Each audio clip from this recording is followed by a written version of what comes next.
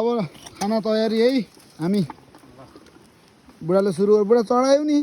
अब चढाउने के ए उपाध्याय बाबुले यहाँ ल बोले आफ्नो भात उ गर चढाउने ल ल फेरि मामाले बाहुन भने कि बाहुन गाउँमा बसेर फेरि यार सिक्ने मलाई एउटा टुक्का दियो भने भनेको त दिएन नि यार कता रहेछ त यहाँ यार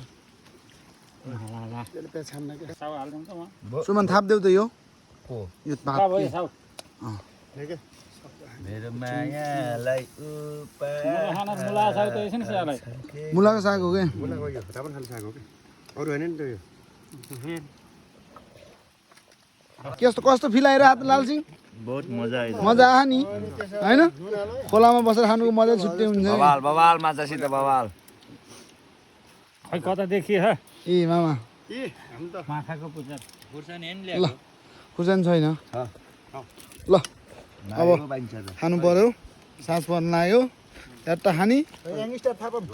याङस्टारलाई खुर्सानी अनि निस्किदिने हलालु त चोटा सबैलाई बाँड परायो अब ल प्याक कर ल कुन कुन